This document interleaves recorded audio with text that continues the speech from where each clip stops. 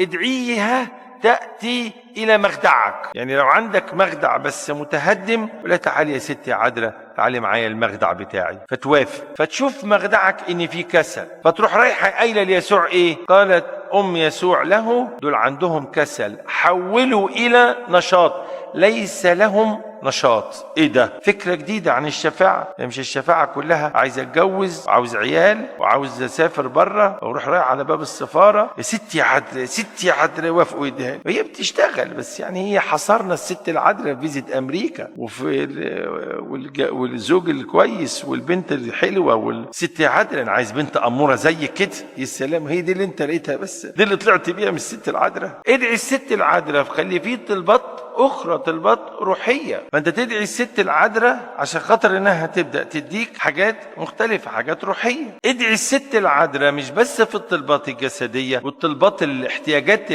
الحياتيه، ادعيها ايضا في الطلبات الروحيه. فالست العذراء تلبي الدعوه، ما رفضتش الدعوه. 2، وتشوف الاحتياج وتعلنه، مع ان من طبعها مش تقعد تلفلف، هي هاديه وتقعد في مكانها، بس عرفت بروح الامومه. انا ده متاكد منه. مش الست العذراء البنوته اللي تقعد تلفلف كده في المكان، لا لا لا لا، ده اخلاق ايه وادب ايه، قاعده في مكانها. اذا هي بتتطوع الست العذراء وتطلب من المسيح عنك لما انت دعيتها، بتبدا تعمل كده. جربها في حاجات كتير قوي في الاحتياجات الروحيه، تلاقيها عامله كده. راحت رايحه قالت يسوع، خلي ام يسوع تقول عنك انت ابنها ما هي احتياجاتك، تطلبها عنك حتى لو انت ما طلبتهاش.